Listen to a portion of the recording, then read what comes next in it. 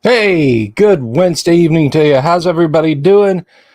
I am your friendly, happy, hairy, humble host, Bill Sylvie, also known as the Dungeon Delver, furthermore known as the Jam. How the heck are you guys? I am everywhere. I'm everywhere you want to be. I am busy as can be, but I hope you're doing all right this evening, and I hope you're doing well. It's good to see you all out in the audience, and welcome. We've had a fun little, wonderful uptick of subscribers. So if you're new, if you're just stopping by for the first time, welcome. Thank you for clicking that subscription button. That's pretty awesome on your behalf. No, I'm good, Todd. I'm good. Or should I call you Tunka? Should I say Tunka or Todd? I don't know. That's up to you. But anyway.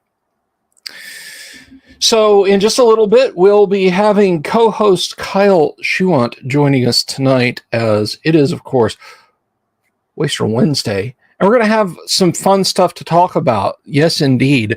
We are going to look at the... We're going to look at some standards and practices. So before we get into that, I want to kind of lay out some stuff that is going on right now.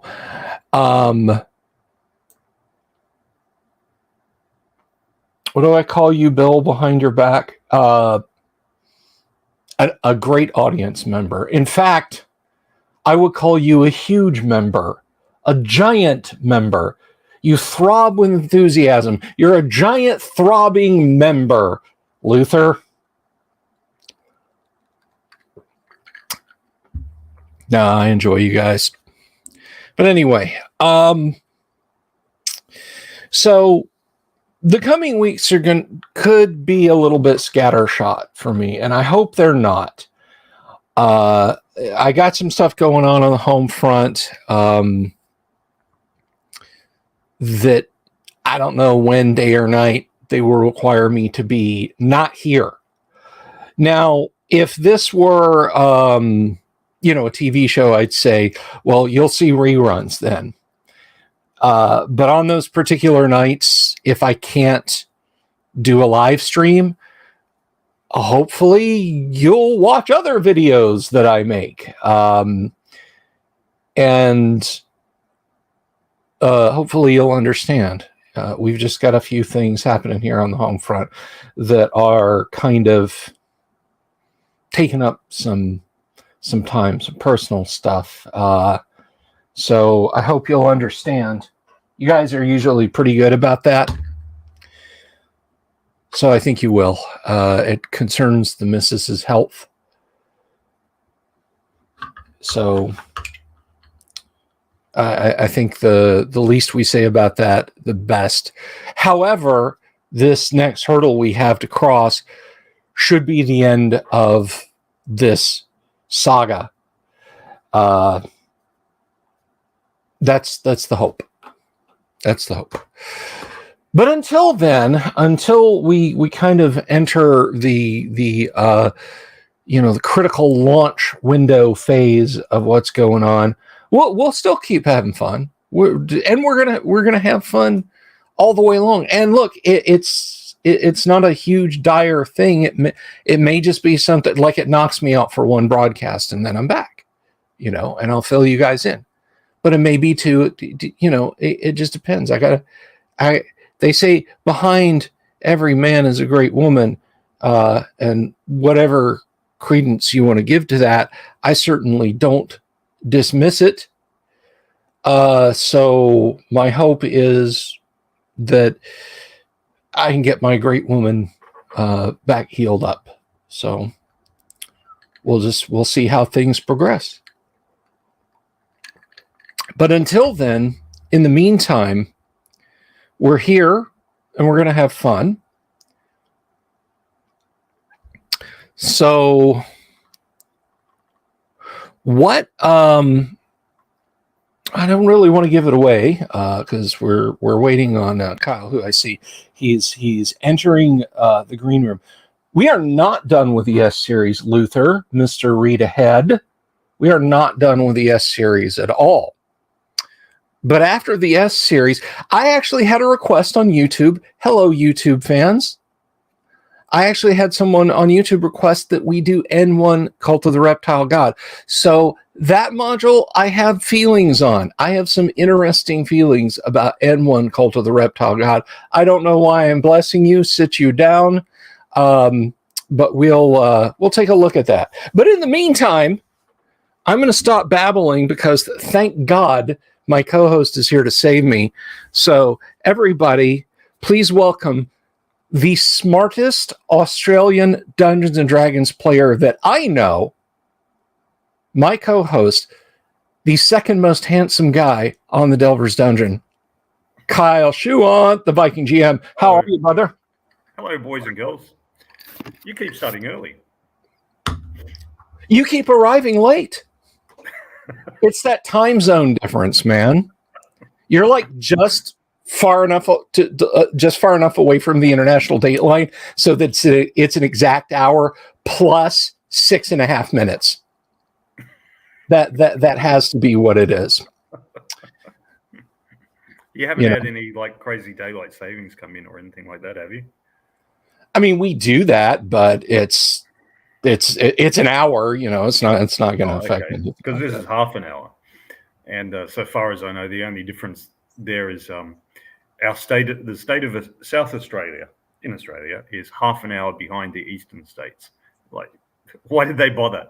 Make it 0 or make it an hour? Why? That's so odd. That is so very, very odd. A half hour of daylight savings. That is, wow. And then you have the state of Queensland where they don't have daylight savings. They're like, we're a state near the equator. Why do we need daylight savings? What do we need that for? So you have the strange experience that you could actually drive north from New South Wales, and in driving north, you have to turn your clock back or forward or whatever, and vice versa when you drive south, depending on the time of year. Right.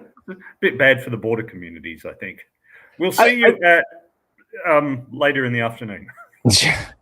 I think it's actually easier for Matthew McConaughey to figure out how to get back to Murph than it is to make a dinner date in Australia. B's going to bring some takeout home, but she's leaving a half an hour before, but it's a half an hour later where you are, and you're just sitting there in front of the video screen crying, "Don't let me go, B." I'm just always confused by what the poor old border towns do, including the town of Bordertown. There is one between Victoria and Australia. Wait, you have a keep on the border town? It's literally called Bordertown. That's awesome. Isn't that in Mad Max? But who runs Bordertown? Master Blaster. It's funny if you take a 10,000 foot view and you're like, who would like? Why would you have Tina Turner as like the villainous in a Road Warrior movie, and then you stop and you watch the movie like for the first time and you're like, why not? She was perfect, dude. Well, that was the 80s action movies too. It was big hair, big shoulder pads as you're running around the post-apocalyptic wilderness. I mean, the first one was bleak 70s science fiction, apocalypse, a movie of struggles, and then just basically a hopeless end. But the second one was pure 80s action movie. She had big shoulders, poofy hair, rock music. I mean, wasn't part of her retinue in Bartertown just a muscle dude with slick back hair who played saxophone? Yeah. I think that was one of her gang members. And I got to say, with all respect to Lord Humongous, you got to step up your game. Tina Turner is just on the other side of the mountains there. And she's got like a rock and roll review. She's putting you to shit. You're moaning and groaning about the gasoline. She has a bar and grill, my friend. The last soul and rock and roll music being performed in the Australian outback after the missiles fly. And you're over here bitching about a tank of extra unleaded. Come on. Yeah. And then, of course, a little bit further on, there's the guy who's got so much gas that he can actually use it with his electric guitar. Flaming away. His electric guitar. Exactly. I'm sorry. No, Tonka's. I reversed myself. Beyond Thunderdome was the third movie. Every post-apocalyptic warlord needs a bard on retainer. It's true. Tina had one. Maybe you could make the case that the guy with like the weasel mohawk and he gets his fingers cut off when he tries to grab. Maybe you could make a case for him being a bard. But Tina Turner, Anti-Entity, she definitely had one. And the bad guy in Fury Road had one. So every society needs somebody who entertains and tells the stories of that society, tells the history. Yes, absolutely. I just think it's kind of funny in Fury Road when he's trying to dissuade the girls from setting out on their own. Max makes comments. It's 80 days to the shore in any direction, and they've all got vehicles. And if you look at a globe with the Earth, like where the hell did the water go? You could drive back and forth across the United States 3 times in 80 days. So I don't know. I shouldn't try and project reality on a Mad Max movie. But well, I mean, it's also it might be 80 days if there's no roads, and so you drive on this flat, good surface for a little bit, and then you find that it's got too boggy and marshy or too sandy, so your vehicle can't go there. So then you have to work your way around and so on. I mean, a horse and cart across the Roman Empire's paved roads was pretty quick, but it took Lewis and Clark a long time, and look what happened to them. So, granted, and I guess when you no longer have the whole society, yeah, producing all these nice paved roads and everything, it makes a big difference. Yeah, if you look at the Amico map that comes with Twilight 2000, you might think, well, we're just outside Lodz. We can be in Berlin like this evening. Well, that assumes that nice red highway doesn't have, 400-meter wide nuclear blast craters in it and isn't covered hither and yon with landmines and, so on and et cetera. So, or just chewed up by vehicles. I mean, yeah, a tank will fuck up a road. Yeah, just chewed up by vehicles. I remember, when I joined the army long time ago, hearing about rubber tracks for tanks. Seeing them put these little rubber things on their tracks and saying that the regular tracks would just chew up an asphalt road, and the other tracked vehicles would be able to follow them, but nobody else would be able to follow them. Yeah. Wheeled vehicles wouldn't be able to follow them. So yeah.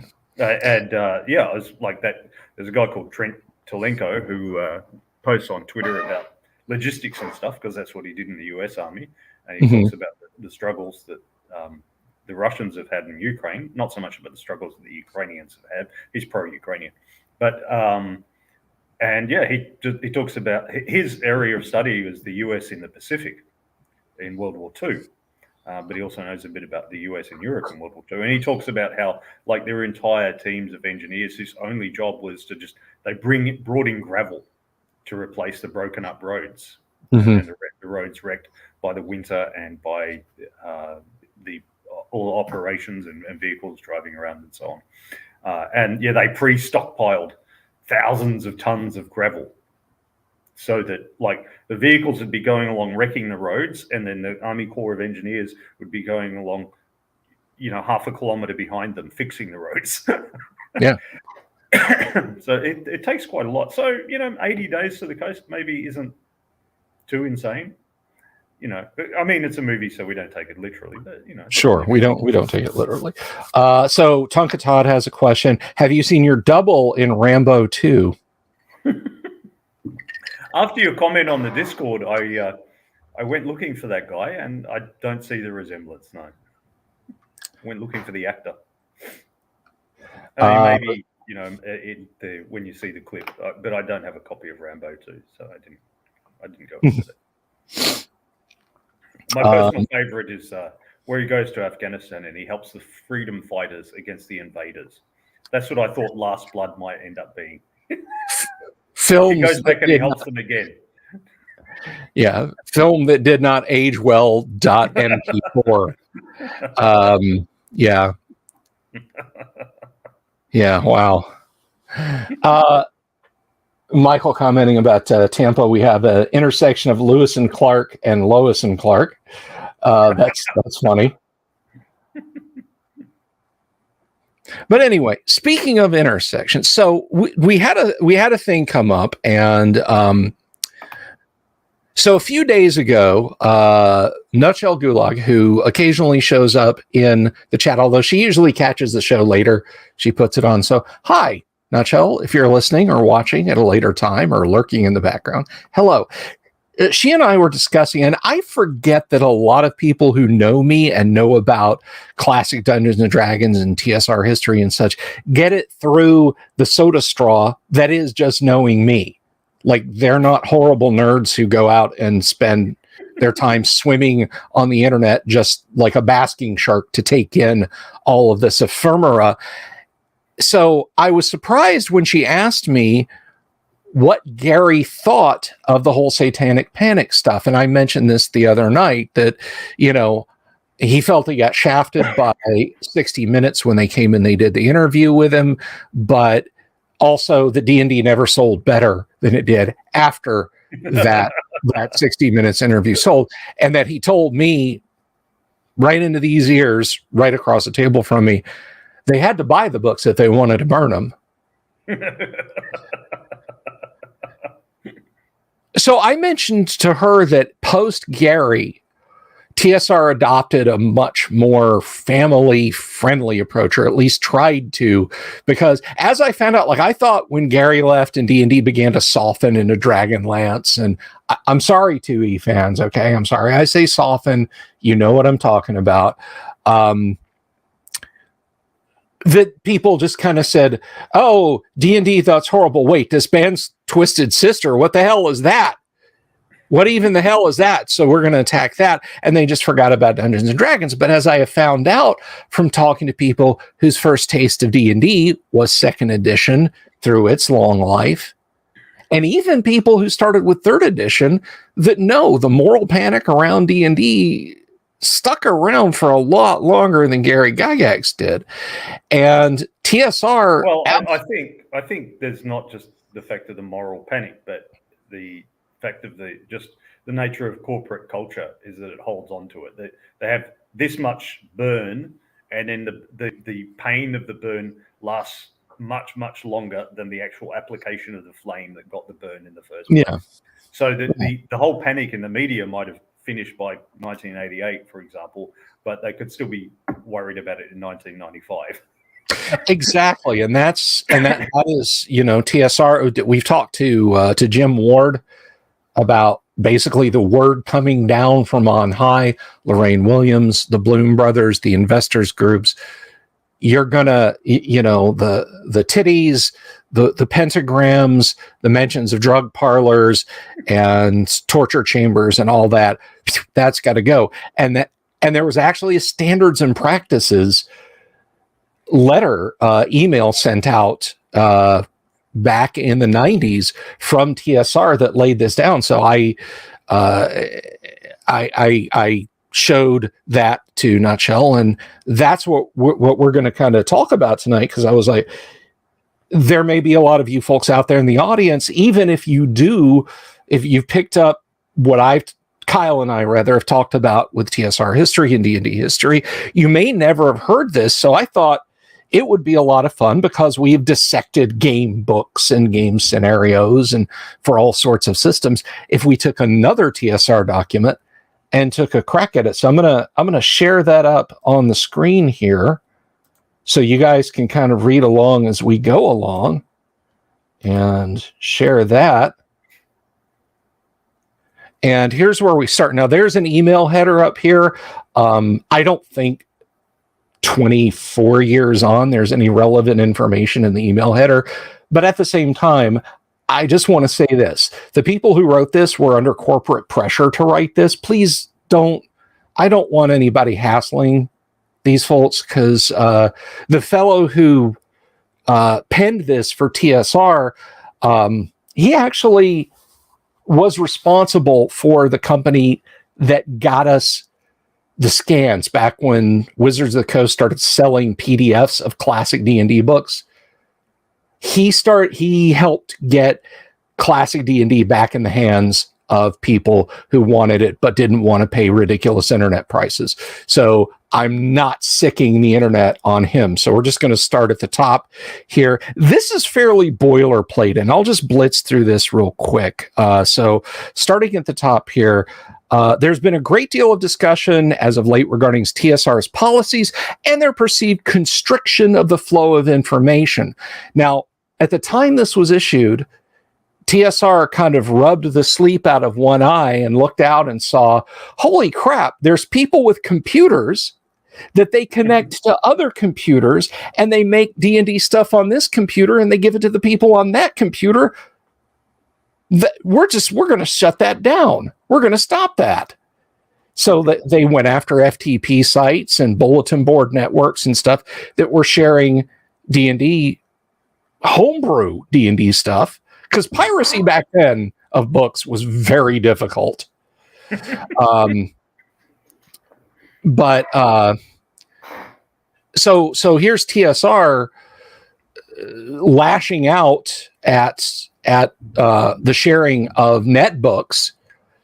And so people said, well, you're horrible. And TSR decided to clear it up in this letter as one of those attempts. So first and foremost, TSR wants the players of Advanced Dungeons and Dragons, of the Advanced Dungeons and Dragons game, to exercise all of their creative energies in making the game more enjoyable.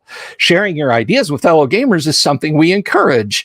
A few methods for distributing your works, written works, appear below. That's a bit of a misnomer.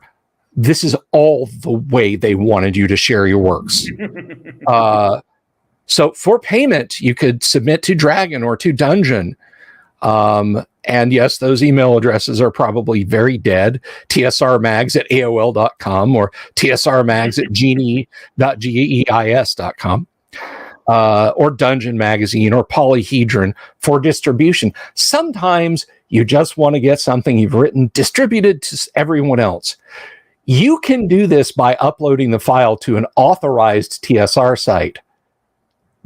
Note the wording there, an authorized TSR. Don't you put it on your university's FTP server. Don't you put it on your FidoNet or Usenet distribution ring. Don't put it on your GeoCities page. Don't put it on your GeoCities page. mpgn.com, free access. With all the flashing fluoro and stuff. The rotating skull gifs, the under construction yellow banners and stuff. Genie, which I was actually using probably a little before this email went out. Let's see. Who owns what? A disclaimer is attached to all files uploaded to any of the TSR sites. This disclaimer provides protection to both TSR and the author of the work by assuring that neither TSR or the author will distribute the work without the other's permission. I am not a lawyer. It would be fun to maybe one day revisit this and get our buddy Ty Beard to look at this. But I will say this. That is some fucking weasel words right there. Neither TSR nor the author will distribute the work without the other's permission. So if you've created something and you're sending it out somewhere, TSR didn't give you permission to do that. Is there anything that can't be distributed? Now we get to the meat of it, which is, I really want your take on this, Kyle. Yes, anything that violates TSR's code of ethics cannot be stored at any site. The code appears below. So I'll read the preamble, and then you and I, Kyle, we're going to get out our knives and forks and go into this.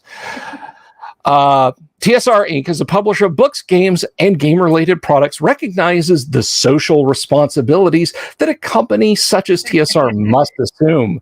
TSR has developed this code of ethics. It's all in caps. I had to yell it.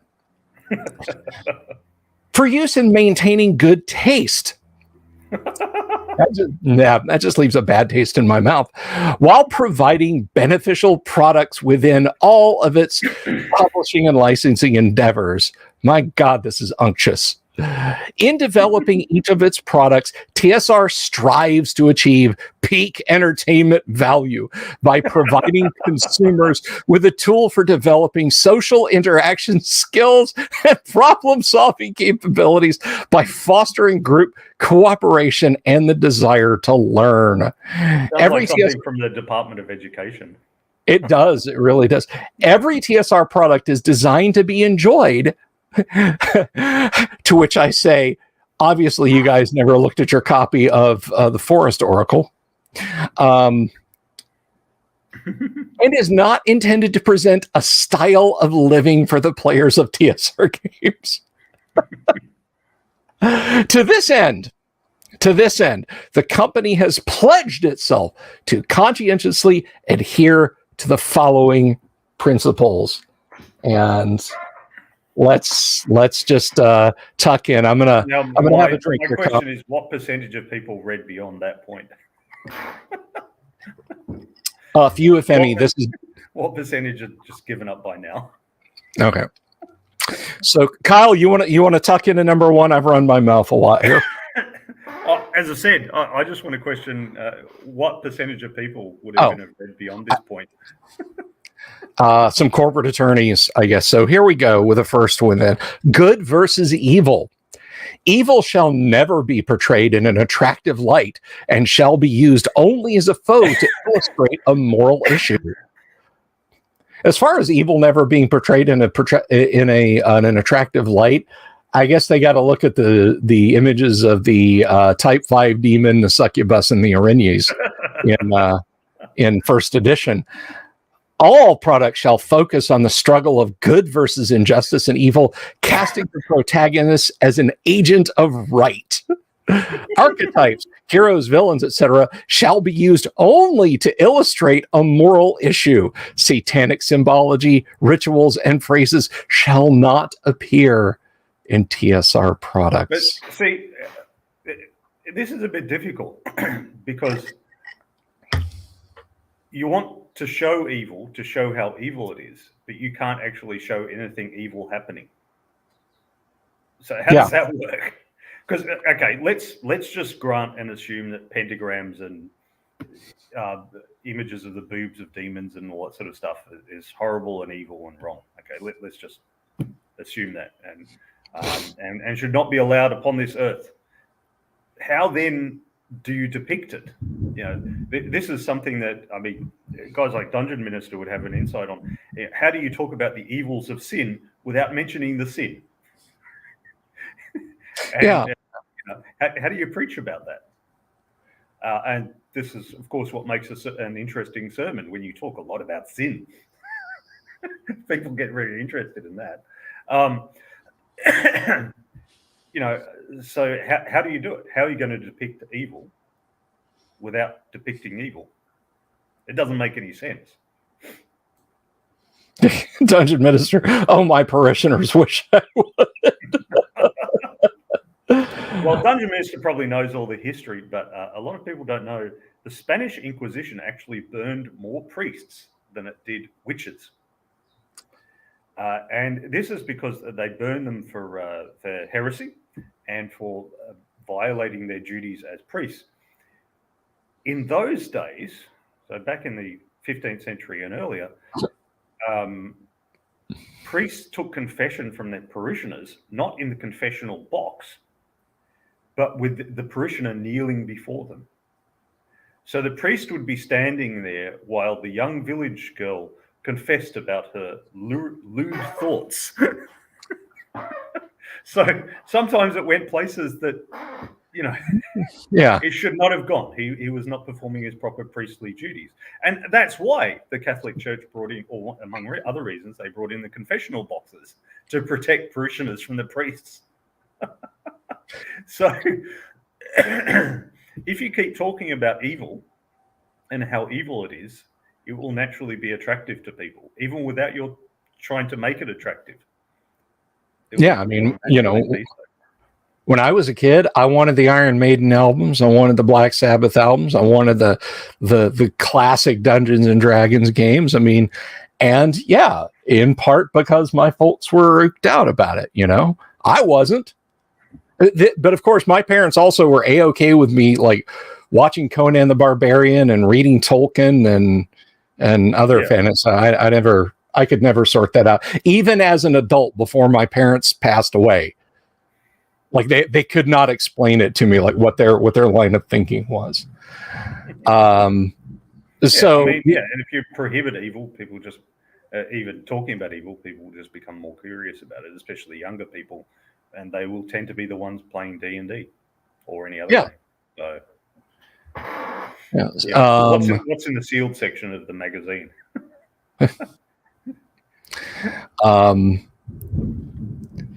Yeah, but I mean, to go back and pick on both Tunkatod, who was a minister, and Dungeon Minister, who is a minister. I mean, imagine standing up there on a Sunday and saying, God says don't do some things. Well, what are we not supposed to do? Sins. Like what? Well, you also wouldn't be able to say things like, every one of us, there are none of us. You wouldn't be able to say, for example, let he who is without sin cast the first stone. Because you were then expressing sympathy for people who have sinned. Sympathy for the devil? Yeah, you can't have that. No. So it just, how does this work? I don't really understand it. It's a head scratcher. But in not talking about it, since we can no longer tell players what it is or is not, whatever it is or is not, it's not for duplication. Now, I thought this, when I skimmed this the very first time ages ago, I thought number 2 was you've mentioned the moral nonsense just to get out of the way, and now you're going back to talking about copyright. But no, not for duplication. TSR products are intended to be fictional entertainment and shall not present explicit details and methods of crime, weapon construction, drug use, magic, science. No science! No science is allowed. I want to describe in my module how my planet circles its primary star. What did we just tell you? So they're coming across like the pre-Vatican II Catholic Church here. You're not going to tell people about sin. Just tell them it's bad, and if they do it, it's wrong. Well, I assume that the no science just meant don't tell them the formula for TNT or something. Well, I do too, but I'm having fun. Or technologies that could be reasonably duplicated and misused. I'd like to know what technology they were. I don't know. Maybe a knife or something. Maybe this falls into like if you're doing, because Top Secret still existed at the time. Like they didn't want you to put together a top secret scenario and explain how to use your Apple to war dial a Pentagon computer or something. These categories are only to be described for story drama and affects results in the game or story. So don't try to invent black powder. Don't try to write an actual magic book. Don't hack into the Pentagon. It's not to be duplicated. It's right there. Right there in black and white. Well, Do we want to talk about the applications to modern day yet? Or we're going to get to that at the end? We'll get to that. So we have agents of law enforcement, constables, policemen, judges, government officials, and respected institution should not be depicted in such a way as to create disrespect for current established authorities. Ooh. Now this has applications to the modern world. So if your party is marching through the city of Greyhawk or Waterdeep, I guess at this point we're fully invested in Forgotten Realms, and they're chanting, "Fuck thy police" or "Fuck thy constabulary." Dungeon masters, don't tell your players that they can do that outside of the game. And every constable or shire reeve or whatever has to be perfectly honest. Yeah. You can't have there can't be a dishonest shire reeve who's stealing taxes, from the king for his own benefit, because that might bring law enforcement into disrepute. Here we go. So Dungeon Minister says TSR standing for Totalitarian Systems Rules. So we have Crime and Criminals, which I had to read that book in college. Very good. No, that's not what they're talking about here. Crime should be depicted as a sordid and unpleasant activity. This is where we get fucking Kinder from. This right here, whoever wrote this, it's on you, and I wish a plague on your houses. Criminals should not be presented in glamorous circumstances. Player character thieves are constantly encouraged to act towards the common good. Monsters in the game system can have good or evil goals, which apparently causes number 4 to go into a logic loop and blow up. But I like how it's all, they talk about good and evil, but they're not talking at all about law and chaos. So you can be chaotic or lawful, that's all right, but you can't be evil. Right. Profanity, obscenity, smut, and vulgarity will not be used. Maybe not in your modules, pal. Yeah, go fuck yourselves. Drama and horror. Okay, so here's the thing. No naked breasts. No saying I want you to blank me in the blank. No discussing evil. But horror is fine. Yeah, you want to talk about somebody being chainsawed to death. That's okay. Just don't tell your players how to build a chainsaw. and don't put a pentagram on the chainsaw. Otherwise, you're good. Number 7 lets you off the hook. Violence and gore. All lurid scenes of it. Okay, all right. They shut me down there too. Lurid scenes of excessive bloodshed, gory or gruesome crimes, depravity, lust, filth, sadism. This sounds like a great role-playing game they're describing here. Masochism, presented in text or graphically, are unacceptable. Scenes of unnecessary violence, but they don't give us, what is necessary violence. What is necessary? Yeah. Extreme brutality, physical agony, and gore. So, if your character steps on... We have years-long court cases to decide what was necessary violence or not. Yeah, you can go to forever. Somebody shoots someone or something, and they claim self-defense, and was the violence necessary or not? And okay, well that'll be a 2-year court case, guys. Yeah. So how is the poor old dungeon masters meant to determine this? Let's see. Sexual themes of all types should be avoided. And we finally hit one point here that I have to agree with. And it is non-consensual sex. It's right there. I really don't want to get dinged by the algorithm. That I'll agree with. I don't want that in a role-playing game. I don't want, in your module, if I'm flipping through your adventure and I hit this happens, I'm going to be like, no, it doesn't. Graphic lust should never be portrayed or discussed. I think that's up to your table. We come down to nudity, and this is fun because this falls into that. I don't know how to define pornography, but I know what it is when I'll see it. Nudity is only acceptable graphically when done in a manner that complies with good taste and social standards. Look, the pornography definition is simple. It's any material in which you have lost all interest 30 seconds after orgasm.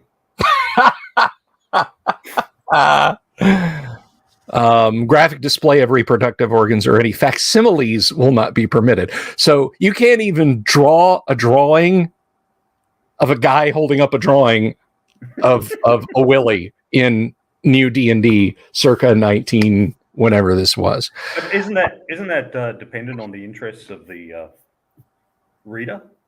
Because I remember years ago seeing an episode of Oprah where she interviewed some women who produced like foot fetish videos, and all they did in the videos was like their feet.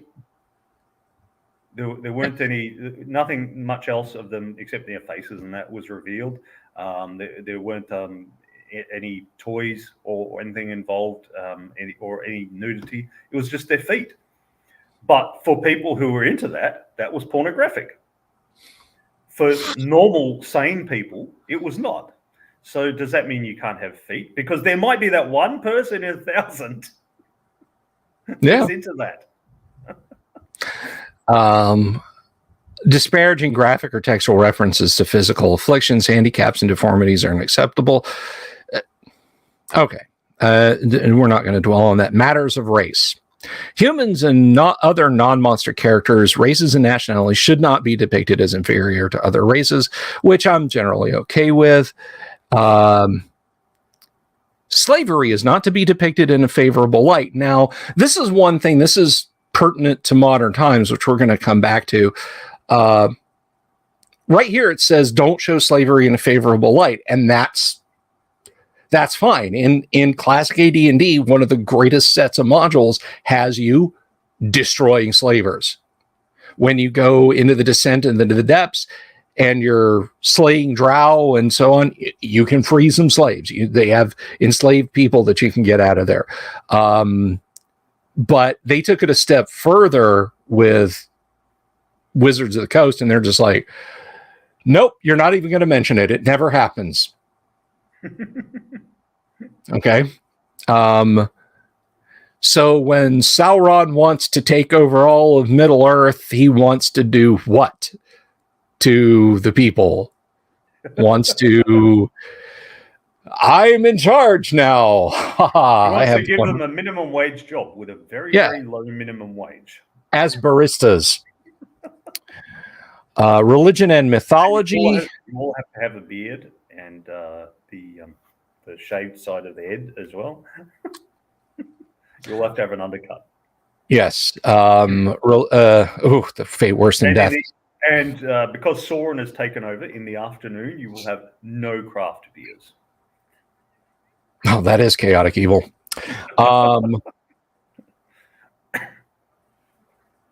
Okay, again, this is one I think if you're playing D&D, you're not really like, I don't think this is going to come up in a D&D game. Actual current religions, you're not going to run into any Anabaptists in Greyhawk or Toriel or whatever, but I guess they had to mention that. Magic, science, and technology. Fantasy literature is distinguished by the presence of magic, super science, or artificial technology that exceeds natural law.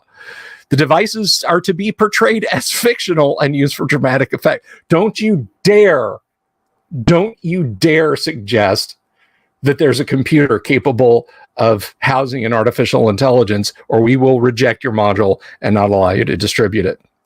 Actual rituals. I thought they covered this one. Spells, incantations, sacrifices, weapons design, illegal devices, and other activities of criminal or distasteful nature shall not be presented or provided as reference. No booze, no drugs. And here we're just starting to get really hairy, off, weird. The concept of self in role-playing games. The distinction between players and player characters shall be strictly observed. Too bad if you're an immersive gamer. Yeah, no kidding. I have played with. You said I proceed up the corridor. Do not say that. You must say Thorgor the barbarian proceeds up the corridor. You may not say I. I have played with people who have said, now that I'm sitting down at the table, I'm in character. Please only address me as Thorgor the barbarian or whatever. So it is TSR's. Yeah. That guy probably brought Korean snacks anyway. It's TSR's policy not to use you in its advertising or role-playing games to suggest that the users of the game systems are actually taking part in the adventure. Wow. That's horrible. Yeah. It should always be clear that the player's imaginary character is taking part in whatever. You don't attack the orcs. Your character, Hrothgar, attacks the orcs. Finally, something sensible. It is TSR policy not to support any live-action role-playing game system, no matter how. Finally, they're based. No LARPing. Sorry, Dungeon Minister. Sorry.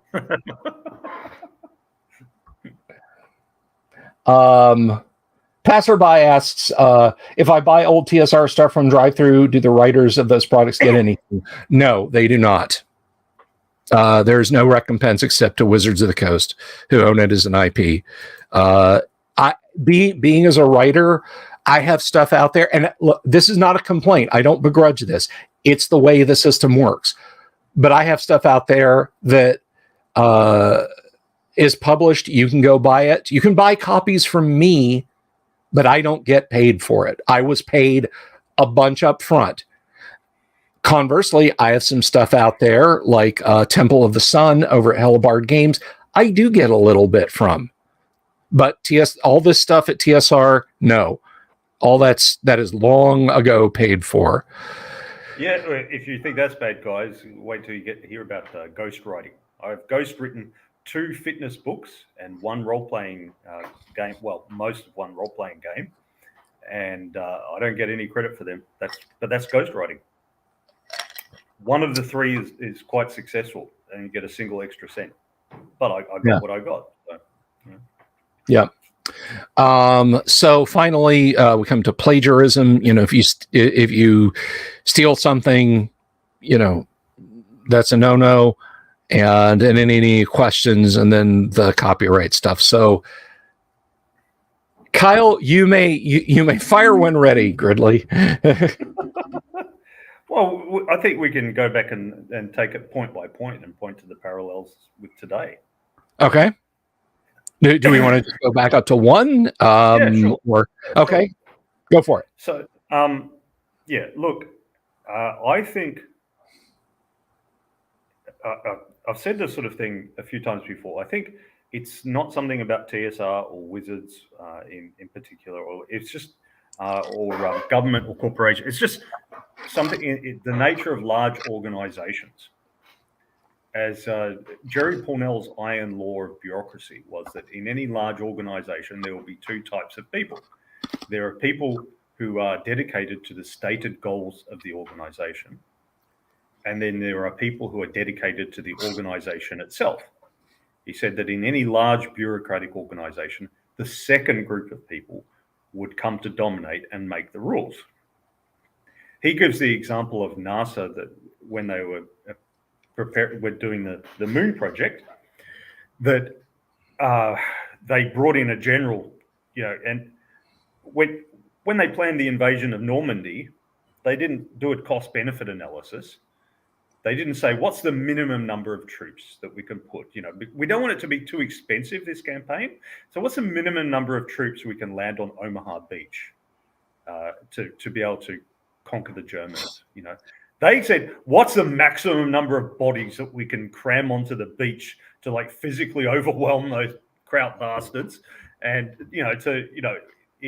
and what's the most bombs that we can drop and the most artillery that we can put on to absolutely destroy everything in their way? They didn't worry about the cost. And they did the same with the moon project. And so that's why they flew craft until they broke as prototypes and then rebuilt them and so on. And they worried about loss of life, but mainly because they thought that if guys died in space, that the program might get shut down. Mm-hmm. But in terms of cost and resources, they just bam, bam, bam. They just put it out there. Then without the clear goal, he said, the goal then became, okay, we employ 175,000 people. How do we keep 175,000 people employed? They went from being dedicated to the stated goals of the organization to having people dominate who were dedicated to the organization itself. How do we keep all these people employed? And so they chose the most complex and useless possible thing that they could, which was the space shuttle, because that was going to keep a lot of people employed. And this is why, NASA had the Constellation program just to produce a space capsule that could go to the moon and back again. And they had it going for longer than the entire Apollo program and didn't even produce a working prototype. They're just not able to do things anymore because they've got so many people dedicated to the organization itself. Now, the difficulty here is that every individual in NASA can be very competent and very intelligent, but as an organization, they're just too big and bloated to be able to achieve anything. And you see this a lot with it's quite obvious with corporations that they reach a certain size, like Google and Facebook and so on, and they no longer produce anything new. They just but lots of small companies produce something new and they buy them and they incorporate that and then blend it out. And it's the same with government departments as well. They do the same thing. The bigger they get, the more ineffective they get. So I think there's a sort of corporate mentality that creeps in and it locks onto whatever is the issue of the day. The good versus evil thing, this has parallels today with the whole woke movement, the whole movement about sexuality and gender and so on.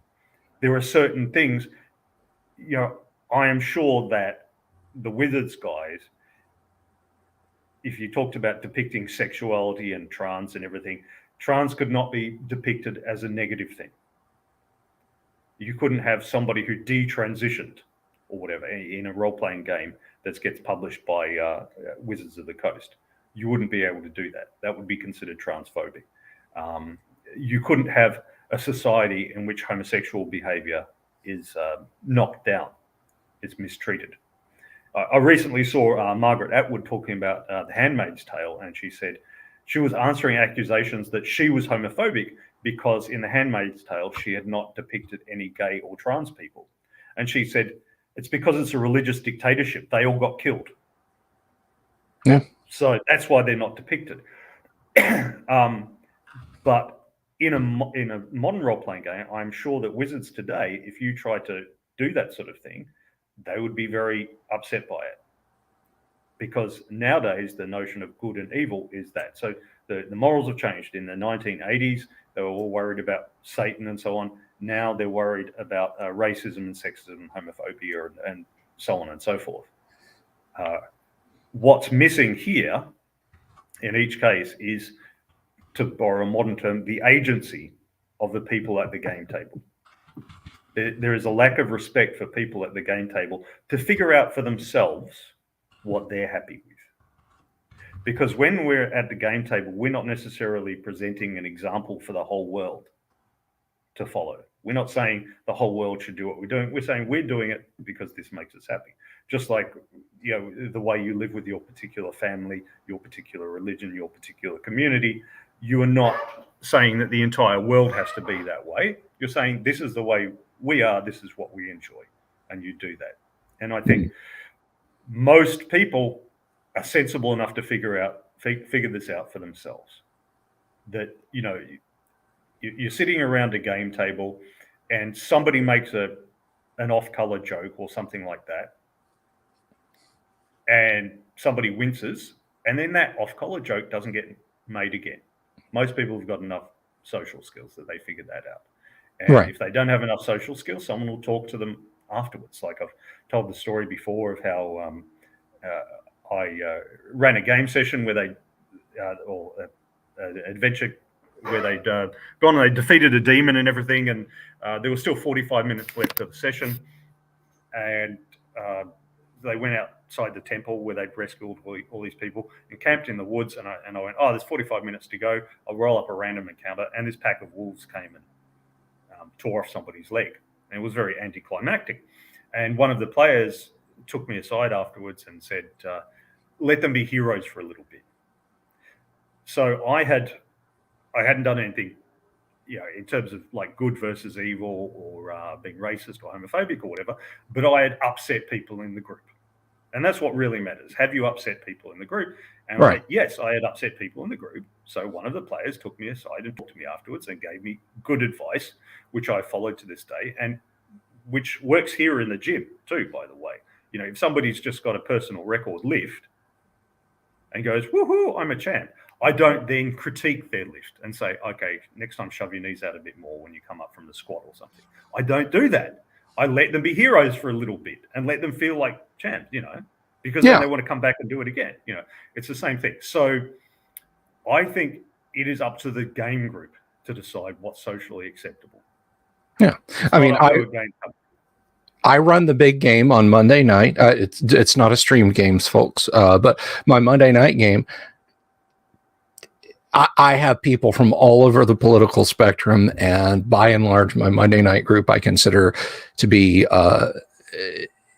at the very least, some of the people that are at that table are approachable, decent folks. But one thing I rule with an iron fist is we don't politic at that table. I have people from all over the place, and if somebody starts spouting off about Joe Biden this, Donald Trump that, whatever, I shut it down, and I will shut it down because it's not the place for it, and I don't want that at my table. I don't want people to be unhappy.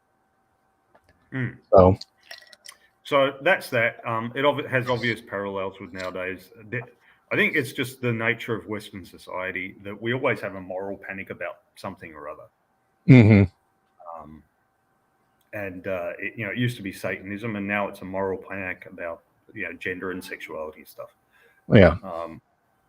That's just our nature.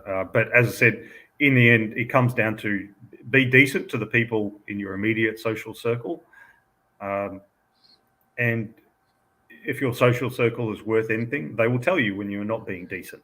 And if you're worth anything, you'll respond accordingly and stop being an asshole. Okay, the second section, not for duplication. Well, they mean they don't want you to duplicate doing criminal things, basically. Right. Yeah, used or misused. They might possibly have been dealing with some legal issues there. I'm not sure, because I know in Australia we've got like the old Anarchist cookbook, the famous that's illegal. It's a banned publication. Right. I don't know of anyone who's been prosecuted in recent times for having that. I think it's one of those things where they've just given up because of the internet. In 1980 or something like that, then we had to photocopy the damn thing. It would have been much harder to get a copy, so distributing them would have been a more significant threat proportionally. Like each person who hands a copy over is more likely to be handing it over to someone who's going to misuse it and cause harm, compared to now when there'll be literally tens of millions of copies out there on people's computers. So the proportional damage you do by handing over a copy is very small because so few people are actually going to use it. I think it might be just like officially, there's like the rating thing of materials PG, MA, R, and so on, and ratings beyond R. The materials officially banned in Australia, illegal. So most pornography in Australia is actually illegal. It's just that this is not policed at all because it's the internet and it's just impossible. Well, the good stuff is. Sorry, yeah. What? The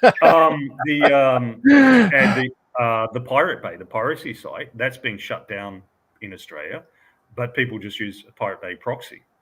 Yeah. But and I imagine that there are things that they can do technologically to deal with that, but largely they've given up on that.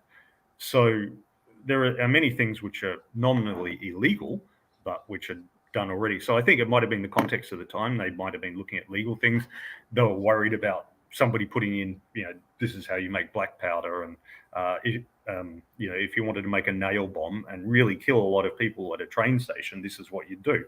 I think they were probably worried about that sort of thing, and that might fall afoul of legal authorities in one state or country or another. I don't know all the details of the things in the US, but nowadays it would just not be an issue because that stuff's everywhere on the internet. And really, it's just a sort of when the police do someone, they don't do them solely for distributing that material. They do it. They're either the person's already committed an offence of blowing people up or whatever, and then they tack that on. Oh, and not only did you blow people up, but you passed on instructions to other people of how to blow people up.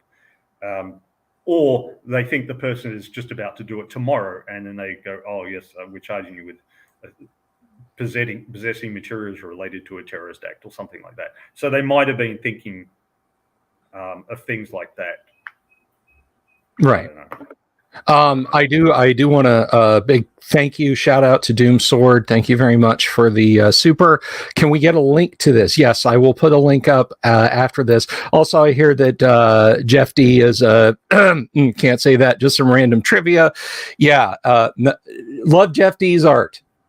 Love Jeff D's art. I'll say that much about it. But anyway, if you want to see a link there, this is the document which we're currently reading. So, Kyle, take us to point 3.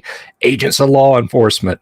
Agents of law, agents of law, agents of law, agents of law. It's my best friend, Alfred. Anybody's again, though, obviously responding to things at the time. It's, as I said, it's the nature of large corporations and government bureaucracies that they react to a bit of drama in a court case. I mean, it's very common here for the local councils or counties, as you guys would call them, that they have a $100,000 lawsuit, and so they spend $6 million on safety measures to prevent ever having a $100,000 lawsuit again. That's just the sort of thing that happens. Because they're more than the money loss, they're worried about the reputational loss. In other words, a senior manager is worried that he might never become CEO. That's what it's really about. So I think that the stuff about not sharing harmful stuff is probably to do with that, and the agents of law enforcement is probably something to do with that too. It's sort of, we don't want to piss off the FBI or whatever. I mean, Steve Jackson's place got raided by the Secret Service. Yeah, it was right around this same time-ish. And TSR had gotten theirs too. Gary was still with the company, but I think he may have been in California, but somebody threw away some game notes for a play test of Top Secret. And it blew out of the trash, blew out of the company dumpster.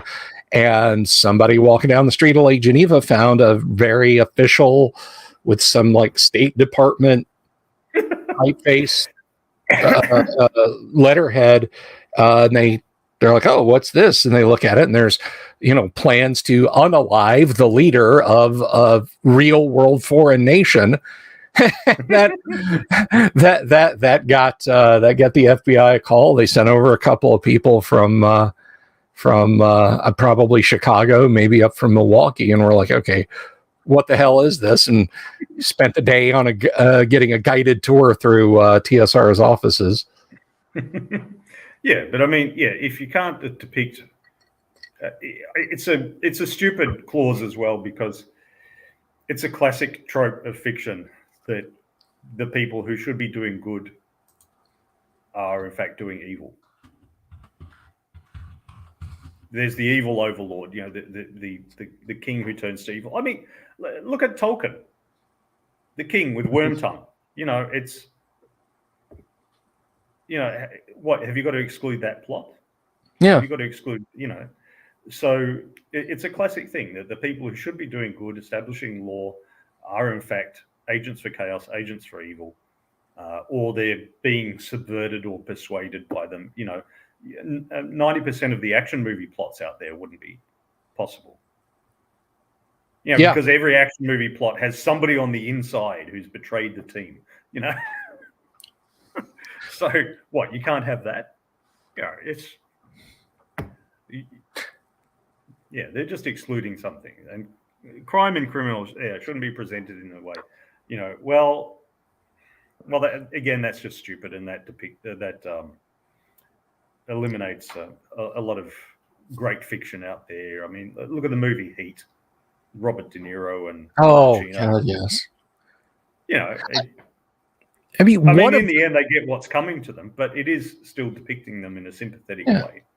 And TSR was publishing the Indiana Jones role-playing game at this point.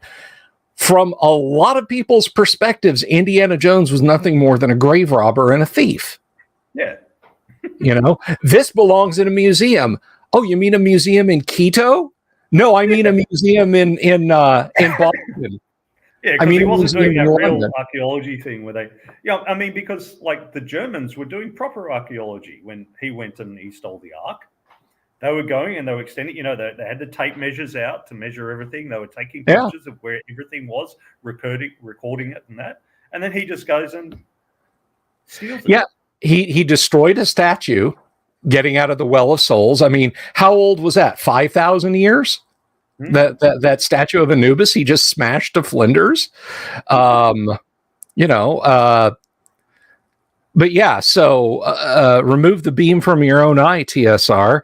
And one of the legs, one of the 4 legs of the table that is Dungeons and Dragons was Fafhrd and the Grey Mouser, the 2 most famous thieves ever to live. Yeah. I mean, Bilbo, what was his job description? Burglar. They literally hired Bilbo to go steal from Smaug. Yeah. He stole the ring from Gollum. Gollum regarded as a thief until the day he tripped and fell into the big muddy. So I don't know what to tell you. Was it our TSR of 1998? Monsters can have good or evil goals. No, the definition of a monster is that it's evil. Anyway, as foes of the protagonist, evil monsters should be able to be clearly defeated in some fashion. What? I mean, then it's not a monster. Yeah. If it's if it's sometimes good and it can be clearly defeated in some fashion, then hang on. But if it's good, why would you be defeating it? Yeah. I mean, although hang on, because if the players are fighting someone who's good, what does that make the players?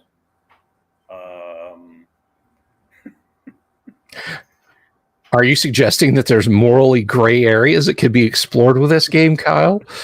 Don't you want your products to be distributed from TSR's FTP site, Kyle? Not particularly, no.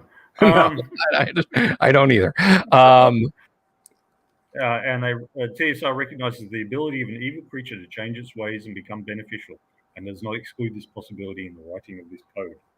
So, I don't know. Some guy has a campaign where a demon turns to good, but I think that's just silly. Sorry. That's just. But I mean, if you want to have that in your campaign, well, I don't see why anyone should stop you. Profanity. Vulgarity will not be used. Have they ever been at a game table? Clearly not. Clearly not. I'm guessing they didn't want it in the module. I am going to take exception to one thing. Monsters.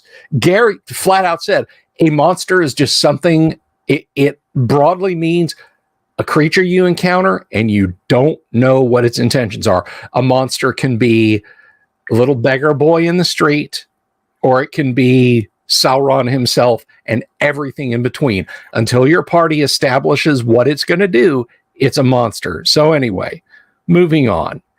Drama and horror, Kyle. The use of drama or horror is acceptable in product development. However, the detail of sordid vices or excessive gores shall be avoided. I'm thinking of that scene in Exorcist where the 12-year-old girl is tied to a bed and said some rather rude things. Yes, we're not doing some rather rude things. Yeah, they definitely wouldn't like that. Horror defined as the presence of. See, I wouldn't put that in a game I was running for 12-year-olds. No, of course not. I'm generally not interested in horror games, but if I were running one, I wouldn't put it in a game I was running for 12-year-olds, but I might put it in a game I was running for 30-year-olds because they can handle it. Yeah, exactly. if they can handle it there on the screen in front of them, then they can handle it just in words at the game table. Yeah, I wouldn't do a drawing and present it to them, but it's just words. And I wouldn't go into necessarily lurid details about it. But yeah, my view is anything which the players might watch in a movie, then they're probably not going to be offended by at the game table. Agreed. Well, okay. Anything which they might watch in company as a movie, they might not be offended by at the game table. Anyway, yeah, implied rather than graphically detailed. Yeah, that's my personal thing. I'm not really interested in the gruesome details of violence and all the rest, but if the players are, who cares? Violence and gore, yeah, gory, gruesome crimes. I mean, how are you going to demonstrate that the evil guy is evil without showing violence and gore and horror? Yeah, makes no sense. I mean, it's like really all the where we're going with number 8. Now, again, number 9, I kind of have mixed feelings about number 9. There's a couple things at number 9 that I agree with, but with number 8, it's like you don't so much want villains in your game as you want like villains from classic fantasy literature games, so much as you want villains from like 1930s serials like Bela Lugosi playing the mad scientist or something, mustache twirling, soon my atomic monster will take over the entire world here in my cardboard laboratory. I mean, that's what you're left with if you pull the teeth out like that. Sexual themes of all types should be avoided. Well, they wouldn't like modern game tables where we can be exploring gender and trans and gender change and transitioning, and all sexualities are accepted and all the rest. Because how do you? It just wouldn't work. So it's an example of how, as I said, Western society just seems to go through different moral panics every generation or so. And there was a Puritan moral panic for a while, and now we're going through another Puritan moral panic, but in a kind of different way. It's a bit weird, but anyway. And then just as we're talking about Puritans, nudity is only acceptable graphically when done in a manner that complies with good taste and social standards. Whose social standards? Exactly. I mean, I've seen some nudes done by Clyde Caldwell, who was working for TSR at the time, that were very tasteful, but you never saw them in TSR art. So clearly their vetting standards were much, much, much more stringent than they're letting on here. But graphic display of reproductions and not permitted. Reproductive organs are not permitted. They obviously haven't seen a lot of ancient sculptures and art. Yeah, a statue of Bacchus or something with an enormous erection, pan or whatever. It was just comical, really, and the David, any of the Sistine Chapel. Well, I don't think they have the Sistine Chapel has reproductive organs. Yeah, it does. I didn't notice. There was. I don't recall. There was a period when a couple of the more pearl-clutching popes said, no, go up there and paint fig leaves over that. And then there were restorations to remove those. Okay, yeah. I don't recall that when I visited in 98, I think it was. I don't recall. I wasn't paying attention to the... You weren't looking for dicks in the Sistine Chapel, Kyle? No, okay. I wasn't. But...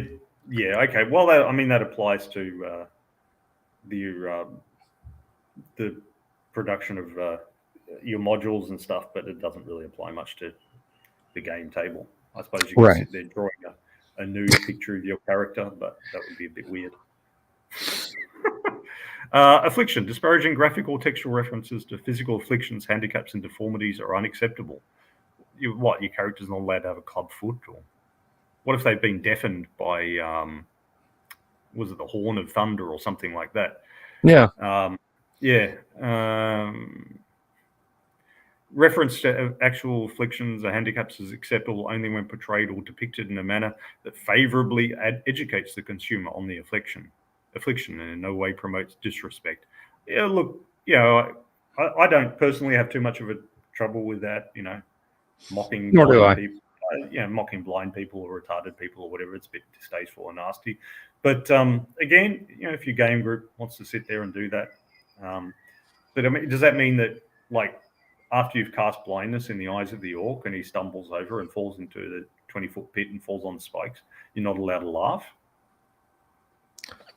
I don't know. Because you know what I mean? Players are going to start making jokes about that sort of thing. And, just matters of race. Yeah, you can't be racist. Yeah, well, I mean, that's why we have race in role-playing games as, actual other species, so that we can mock orcs or whatever. Or Kender, Kender, definitely Kender. Yeah, all races and nationalities should be fairly portrayed. But again, how do you go to war with each other then? He's good, but I'm still going to blow him to smithereens. I mean, two lawful good kingdoms going to war against each other. In this, two lawful. Yeah, by their standards, can't fight. Yeah. Slavery is not to be depicted in a favorable light. Again, there's no nuance. Like, I've been reading this lately, set in the year 997 or thereabouts.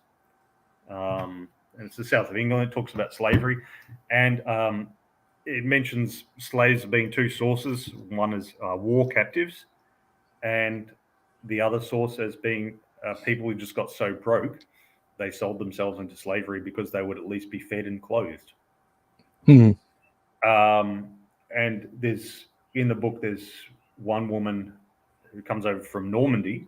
She's reflecting on it, and she's like saying, slavery is just about gone in Norman lands because the slaves, they're cheaper, but you still have to feed and clothe them, at least minimally.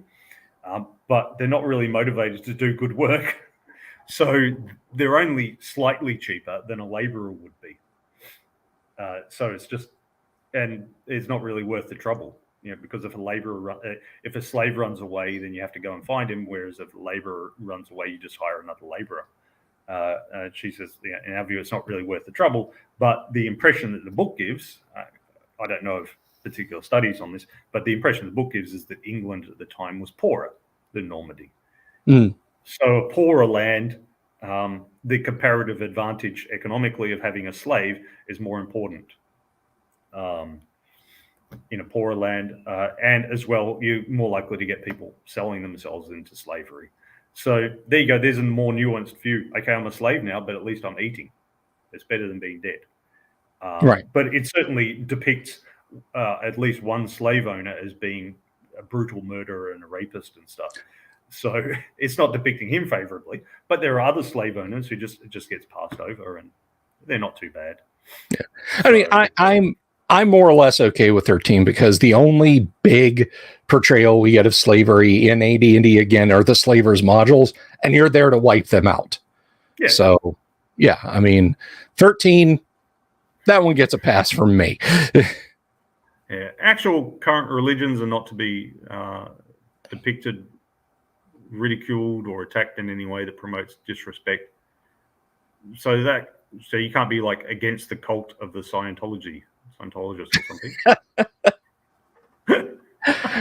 Well, I mean, in the 1980s, that was a very dangerous. In 1980s and 90s, that would have been like TSR thought they had problems with the blue-haired church ladies.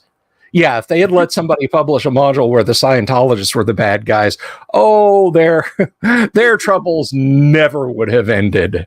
They would still be ongoing to this day. One of the Fallout games had the Church of the Hub, the Hubologists. Yes, I remember the Hubologists. I think it's Fallout. Fallout and they 2. were trying to build a flying saucer to fly off into space. Yes. That was great. Yeah, look, I don't know. I mean, it doesn't mean you can't run a game set in the realish Middle Ages, like pundits a lion and dragon. not or published at TSR in the 90s. Ars Magica was set in 1200, year 1200, and had the Catholic Church. I mean, it wasn't depicting it negatively as such. It was just depicting it as a large organization like any other. So it had some good people in it, some bad people. But it wasn't, it wasn't depicting it as inherently negative or positive. Either way. Any depiction of any fantasy religion is not intended as a presentation or alternative form of worship. Well, yeah, okay. Oh, it's not real. Yeah, spells aren't real either. Yeah, okay, great. Thanks for the heads up, TSR. Non-intended presentation. Yeah, so you can't parody real-world religions in your game. Oh, come on. Leave us some fun. Magic, science, and technology. The devices are to be portrayed as fictional and used for dramatic effect, should not appear to be drawn from reality. Again, I think there's an overlap there where they're worried about people getting instructions on how to build nail bombs or something. Aside from that, I don't know what the hell they're on about. I think we're putting more thought into analyzing this document than they put into writing it. Probably. This is just like anything fun that teenagers might do or want to talk about or read about. Just make sure it can't go into any of our documents. Gotcha. Narcotic and alcohol should not be presented except as dangerous habits. Such abuse should be dealt with by focusing on the harmful aspects. Oh, yeah, but why? I mean, if it was entirely harmful and wasn't fun or beneficial in some way, people wouldn't do it. Yeah, the person who wrote that probably had a bottle of scotch on the table. So I'm just saying. And the distinction between players and player characters should be strictly observed. I think they must have been burned by mazes and monsters and by the... yeah, that's what I'm feeling here. What's the... Not Roger, that's the film critic. James Dallas Egbert. Yeah, Egbert. That Egbert, not Roger Egbert. That kid who'd done some LARPing, and wasn't he homosexual or something and couldn't handle it? So the deal with James Dallas Egbert, we talked about this Monday night when Dungeon Minister was on. Egbert dealt with a lot of different emotional problems. His parents wouldn't accept his sexuality and so on. He had played Dungeons and Dragons briefly.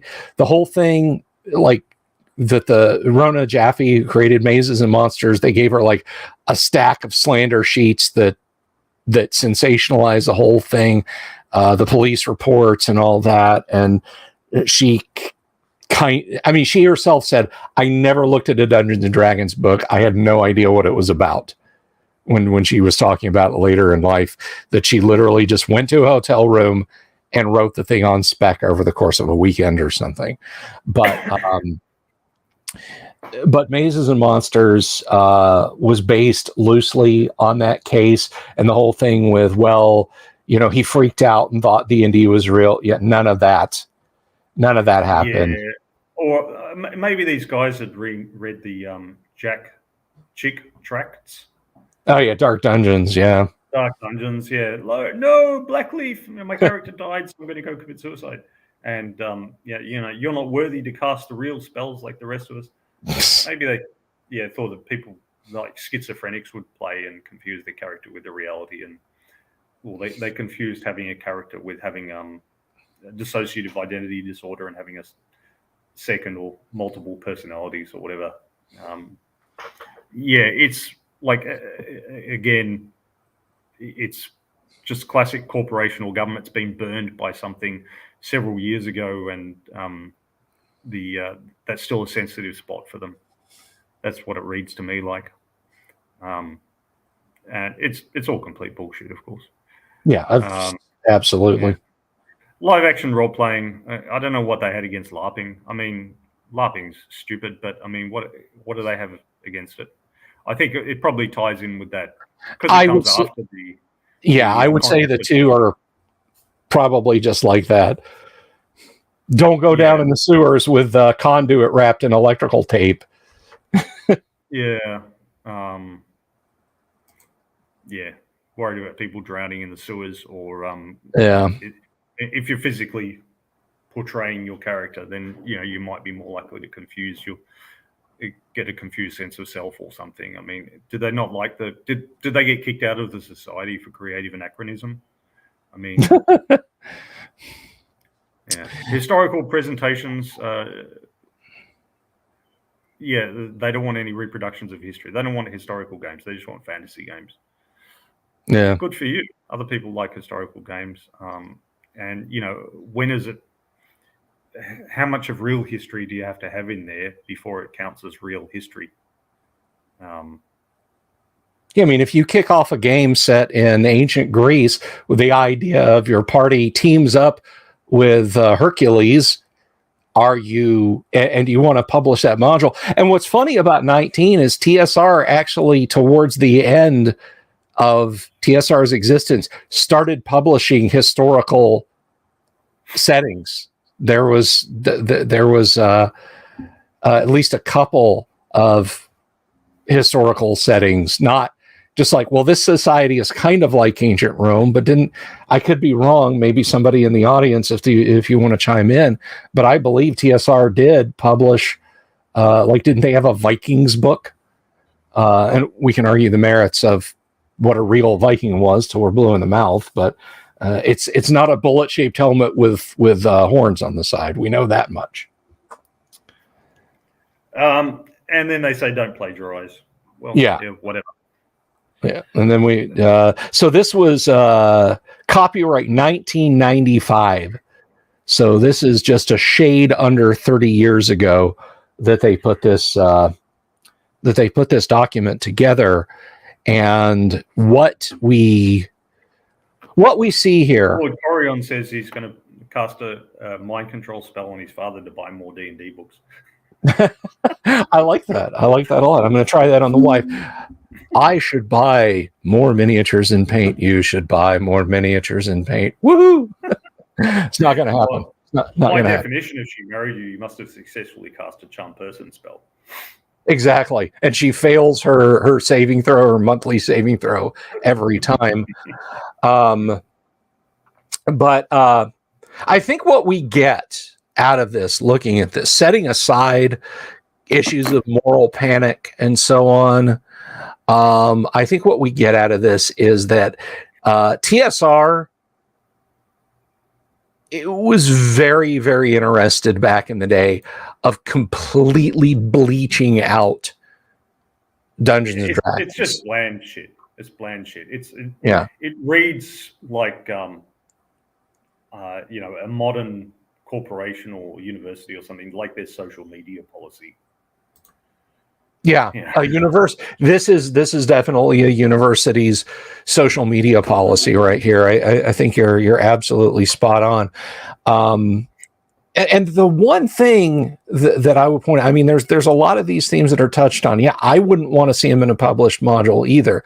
And this is not TSR saying you can't have that at your tabletop. But the thing to remember, again, this is 1995. TSR has locked their hands onto the throat of everyone who wants, like, I write, the Tomb of the Sand King. I want to get it to my friend Kyle in Australia. Well, my module is, it's 500K. So I'll put that on my FTP server space that the university gives me. Here comes TSR's lawyers. What are you doing there, Bill Sylvie? I was going to share this. Oh, no, you're not. You can put it on AOL and we can decide whether... You've got a depiction of nudity in here. You won't be sharing this with anyone else. I think that too comes with the old corporate thing of when the internet appeared and the internet allowing people much more access to each other and to easily publish things and so on, and corporations struggling with that. How to like the Pirate Bay still being shut down to this day, but corporations responding by bringing in Netflix and things like that, seeing that it's a feature, not a bug of the internet, that it's very easy to get material out there. And, you know, there's a zillion and one YouTube clips out there that would violate the copyright of this or that movie maker, or a TV show maker, but they just let it go because they realized it promotes them in the end.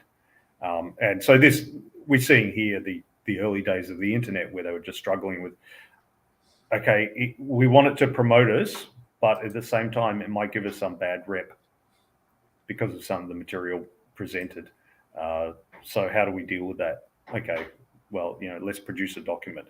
What would we do within our own company? Within our own company, we would produce a document where we tell people how they should lay things out and what they should do. So we'll just produce the same document, but we'll try to impose it on the entire world, which of course is never going to work. But, you know, that's what happened with heaps of companies in the early 90s. You know, there was, and that's why we got Napster and blah, blah, blah. Yeah. I mean, I hate to quote the show because I'm not a huge fan. Don't at me. I'm just not. But it's like they say in Firefly, you know, can't stop the signal. Once you get the message out there, you can't you can't put that toothpaste back in the tube. Also, don't send me links to the Japanese schoolgirls inventing a device that puts toothpaste back in the tube. I've seen it. It's very cute. I'm talking about data and information that gets spread around out there, and I'm talking about these ideas. I would say that for every BBS chain that at this point, a dying TSR suffocated in the crib, there were probably a dozen swapping netbooks and homebrew adventures and everything else and they're probably a bunch of punk 14-year-olds back in 1995 all the way up to fat beard cat piss men producing stuff that had like they just went through this list and read it as a list of good ideas rather than things to not put in their games. Just to I think that's what Jim Raggi did, didn't he? Yeah. I think that's his design document, that TSR blacklist. It's like it's the Negaverse version of the TSR design document. But yeah, no, they went out there and the backlash from this has been. That's a fair comment. Does this mean that TSR incidentally caused the rise of White Wolf with the implementation of this policy? Yes. I know you mean that tongue in cheek, but very much so. You have to remember, it's right around this time, for the first time since 1974, Vampire the Masquerade dropped in 90 or 91, possibly 92. When it hit, for the first year that it was out, Dungeons and Dragons was not the number one selling role-playing game. It hasn't happened since then. Nobody has surpassed it. Even though a lot of people are like, when 4th edition came out, people were like, Pathfinder is eating Dungeons and Dragons lunch. Or even, I know some old schoolers who are like, old school D&D is destroying the new school. No, it wasn't. It was not. And you could look on ICV and other third-party websites, just talk to vendors, talk to wholesalers, and talk to retailers. No, it never happened. It didn't happen like that. Insert your minute and a half of Riker telling you you're wrong meme here, but it didn't happen that TSR or Wizards of the Coast was ever surpassed in sales, except for one time, and it's when Vampire the Masquerade came out. And I think indirectly it could be because for creators who got this document and said, wait a minute, sex, blood, horror, misery, bad guys winning, this game has got all of that. I'm going to develop for that. On the player side, TSR, the only thing we saw front facing on players was, oh yeah, assassins are out and half orcs are out. But for a lot of people, for better or worse, that was kind of a cornerstone of their game. And TSR said, well, all that goes away now with the release of second edition. And there were some folks who, for whatever reason, wanted to get that kind of thing on in their game. And here come the new 2 ebooks with, the big poofy haired Stevie Nicks looking women and the, Brock square jaw men and the dingy black and white line art of AD&D is gone. A lot of people wanted that grit. They wanted that punk ethos, and they saw what White Wolf was doing with Vampire the Masquerade. And they're like, well, the last 3 years from 87 to now, or from 89 to now, I ran a vampire as a character in my buddy's AD&D game. We're gonna try this Vampire the Masquerade game out. And so I do think, Damien, I do think that probably some of the success of Vampire the Masquerade in the face of the 800-pound gorilla being anemic and falling on its ass is because of this document right here. Well, in times of moral panic, let me speak English. In times of moral panic, transgressive material will have a market. Yes, you're absolutely correct. I mean, there's a word, a Russian slang term, samizdat, forbidden data. If you lived in an Eastern Bloc nation that was close enough to West Germany or Austria, and you could get your hands on copies of cassettes. Amongst record collectors, there's a cult market.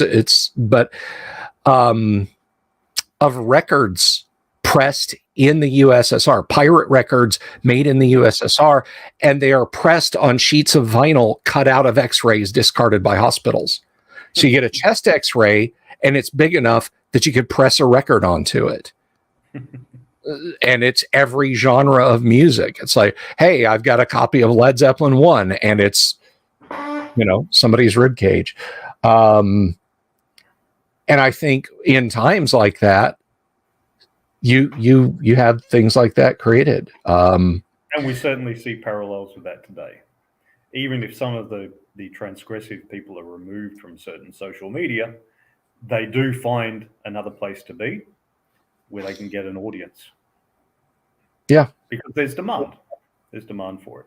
And the demand for the transgressive stuff eventually surpasses the demand for the moral panic stuff, and the moral panic fades away. Right.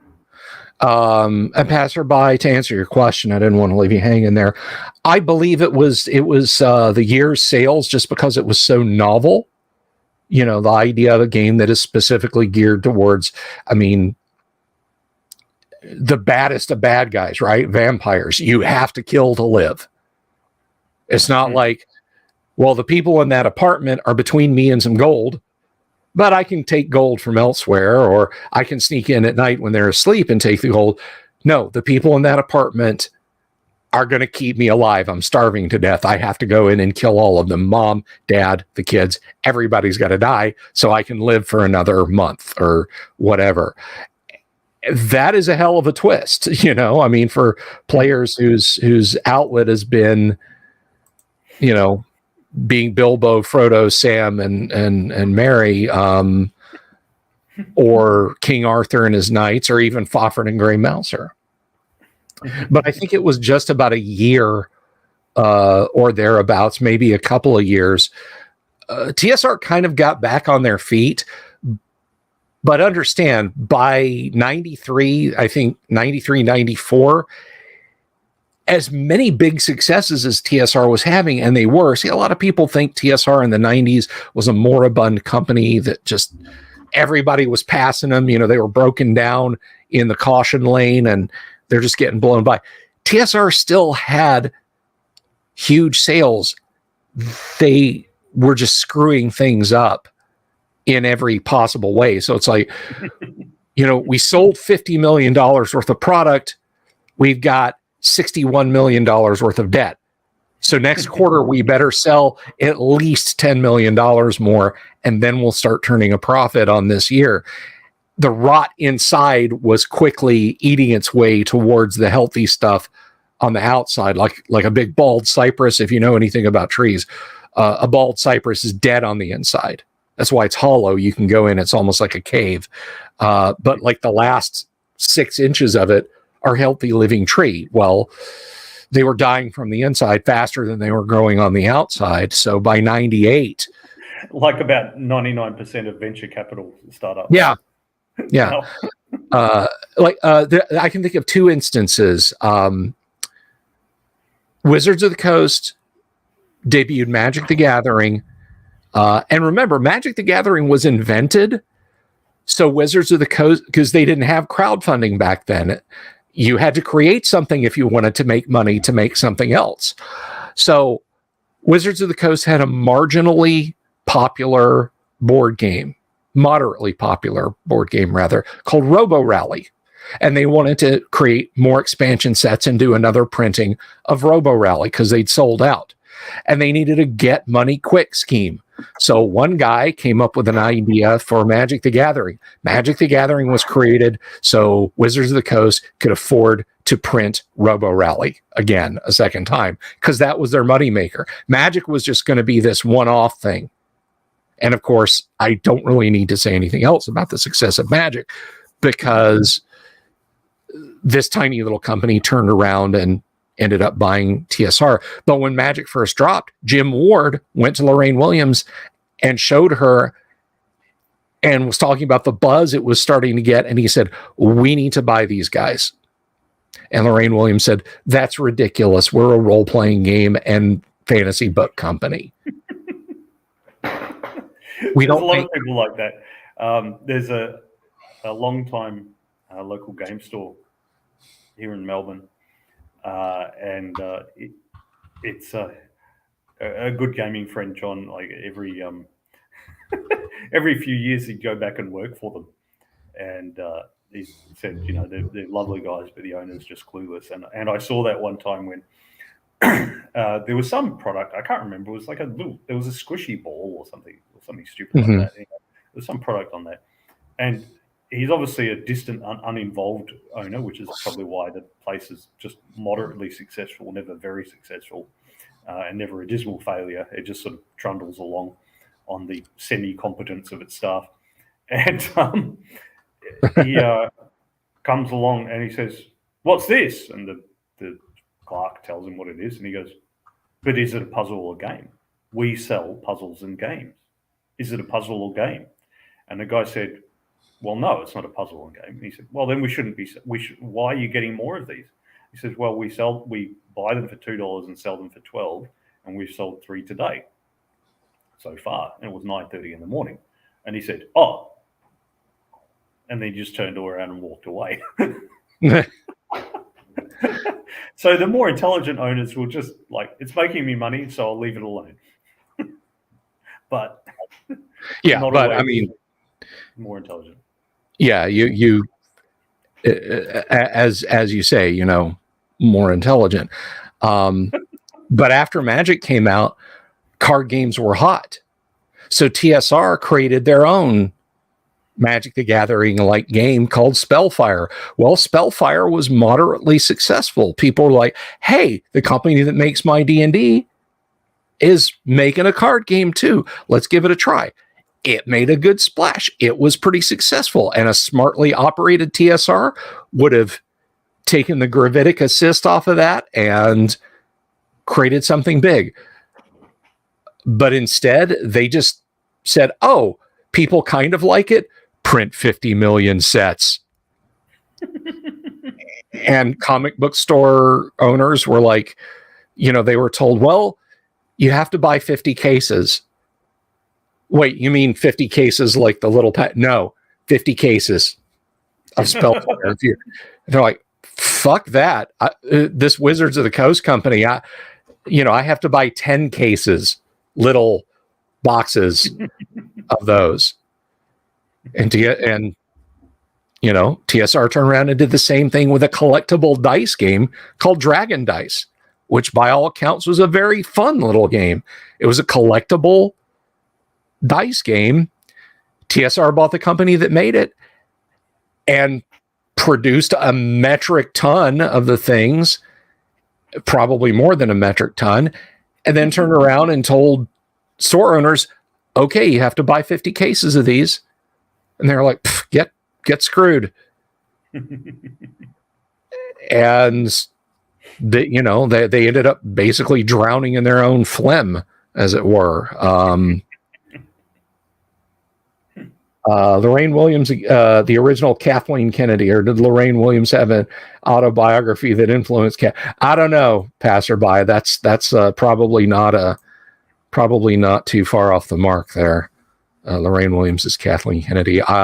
Gary has told me, and he's told other people too. This isn't like some secret that he only let me in on. The woman had nothing but contempt for gamers. Now, I've met some gamers who merit contempt, don't get me wrong. But I mean, imagine going to the Detroit Auto Show and sitting there in the booth and, somebody catches you on a hot mic. I hate all these schmucks that buy our cars. Oops, was this on? Not you guys, you're not schmucks. I mean, the others, but that was her attitude. She didn't want games play tested. So this is the TSR that existed from the time of this document for 3 more years to 1998. And their attitude, if you go back, let me open this back up. I shut it because I'm a dingus.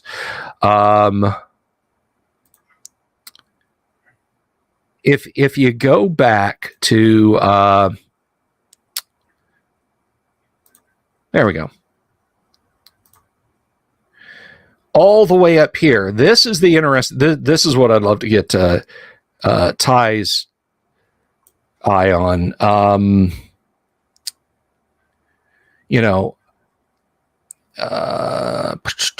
For distribution, you want to get something you've written distributed to everyone else. You can do this by uploading the file to an authorized TSR site. And then it lists the 3 places you can do it. And then it points out there are currently no other authorized sites to carry TSR related materials as they relate to the AD&D game. So what they don't say here is, I mean, it's hidden in the no other authorized language. But what they're saying is, if we find somebody distributing this stuff and it's not authorized, we'll do everything we can to shut it down. Yeah, you can't have your own D&D fan site. Exactly. Steve Jackson did the same thing with GURPS. I don't know what his policy is now, but like 10 years ago, he was doing the same thing with GURPS. You couldn't have a GURPS site, or if you had a GURPS site, you couldn't have original material, and you needed permission to reproduce the material, and you needed to link back to the Steve Jackson game site and blah, blah, blah, and all this sort of stuff. And it's like, you want fans talking about your game. Yeah. It's no, we have to control the way they talk about the game. No, don't worry about it. just let them talk about it. You want people talking about you. When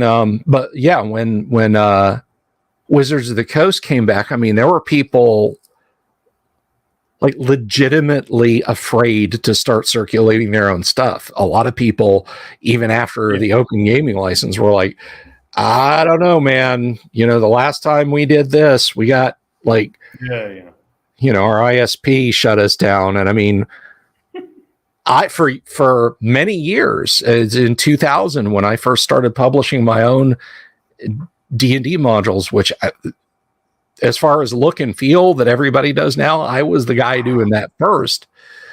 I fully expected Wizards of the Coast to be like, no, you got to stop. And then I would have stopped. Like I wouldn't have made a deal out of it because I had no wherewithal to defend myself in a legal standpoint, but they didn't come after fans. That we can argue till we're blue in the mouth about Wizards of the Coast of 2000 versus Wizard of the Coast now or whatever. they put the brakes on this shit. Like Kyle said, you want people talking about your game, and Wizards actively encouraged it versus threatening it, versus threatening people, which is what no other authorized sites to carry TSR related materials as they relate to the AD&D game is. It's a threat. Yeah, exactly. So it is. So that's kind of an interesting slice of TSR history and how it impinged on the game and your ability to share your own parts of the game out there. And I don't know, Kyle, do you think we're kind of stuck in the same loop, like some kind of, everything to a degree. Again? To a degree, yeah. I think it's, as I've said before, I think it's just inherent in people that there's the occasional, moral panic about nothing in particular. Yeah. So human nature. You have a moral panic, and then you have people who want to be transgressive against that moral panic and rebel against it. Yeah, and not even out of a sense of sort of human rights or something that I get to be the sort of person I want to be, and you don't get to tell me how to live. Not even, but in a sense of just fuck you guys.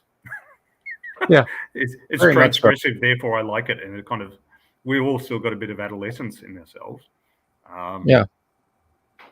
And eventually there's enough of those that it fades away. So we've had moral panics over Satanism. We've had moral panics over respiratory disease, communicable respiratory disease that we can't name. We've had moral panics over sexuality and gender. We've had we had moral panics against homosexuality in the 1950s, and we have moral panics in favor of homosexuality now. So it's it's just human nature, it swings back and forth in society. Meantime, the rest of us sit around our game table and talk nonsense and play our characters and eat snacks. Exactly. So play what you love what you play. That is the message from me and my handsome co-host to you guys. Yeah, and the code of conduct is the same as, well, we don't have to tell you. It's just, it's the same as in your rest of your life. If people are a bit offended, don't do that again. They'll tell you, and then you don't do that again.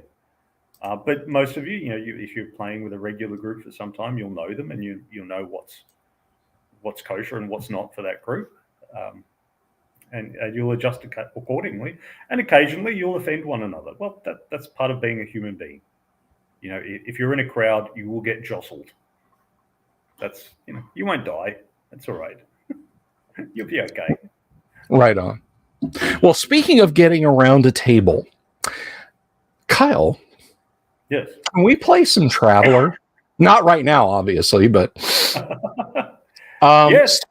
Starting real soon. You're going to be Wastrel Wednesdays will move from the regular talking shit about gaming to talking shit within gaming, assuming that we get some players. Yes. People who are keen. So if you'd like to play some classic Traveler, books 1 to 3, written 1977, the way it should be, then hit us up on the Discord. Go ahead. Yeah, hit us up and we'll do that. My preferred setting is relatively hard science. I think there's an author, Carl Gallagher, who came up with a Mohs hardness scale of science fiction, where the 10 on the hardness scale, the diamond hard science, is like Apollo 13, and then somewhere down around 3 or 4 is Star Trek and Star Wars, where it's just got technology that has no explanation and requires new laws of physics to work. And I like it about 7 or 8, where you just suppose a few technologies that you don't know how to work, like jump drive. or warp drive, something that allows you to travel faster than the speed of light, and you casually ignore the law of causality. And then a few other things which should be technically possible, but we've got no idea how to make them happen, like a fusion drive, the Epstein drive in The Expanse. So my setting is closer to The Expanse than it is to Traveller or Star Wars. So there's no artificial gravity. If you want acceleration, turn the engines on and start moving. And does it have it has everything in the universe. So think closer to Aliens or Blade Runner than anything else. Industrial tech. Lived in technology, Outland, Alien, maybe even with a little touch of 2010. The Russian starship that went out there, that was a very lived in looking spaceship. Yep. So yeah, come on and join us. If this sounds like it's going to scratch your role-playing image. I have been fortunate enough to play in some sessions, which a lot of you guys have viewed, but not everybody has viewed here on the Delver's Dungeon Live that Kyle has run, and some that haven't been broadcast that have been an absolute blast. I've never walked away from a session going, thank God that's over. No, Kyle is an excellent game master, and I would say, what would you set at your cap, Kyle? 30, 35? What, players? Yeah. Probably 6. Okay, when you have 5 or 6 is good, because then at least 3 will show up regularly. Just so. It's like your wedding. If you want 60 people at your wedding, invite 100. Don't invite 60. You'll only get 25 to 40. But anyway, so yes, we will be doing that Wednesday night, and I guess we'll kick off once we have at least a couple more players, right? Yeah. So I think 4 is a good extra number, a good total number. So to start with, 4 is kind of an ideal game group. You fight a magic user, cleric, thief. And because that kind of template applies to everything. So, modern conflict, the fighter is a machine gunner. The magic user, he's the guy with the radio and calling the mortar strike. The cleric, he's a medic. And then the thief, he's the scout or the point man, the demolitions guy, who disables mines and things like that. So the fighter, magic user, cleric, thief template works with almost every role-playing game. Anyway, all the worthy ones anyway. Right. So 4 is a good number. I don't know. I think Robert Phillips, are you throwing your hat in the ring there? Says I got to break out my Traveler starter set. Bill, are you going to play in a GDW game? Absolutely. GDW creates Twilight 2000, which is probably my outside of Dungeons and Dragons, because Dungeons and Dragons encompasses a whole family of role-playing games.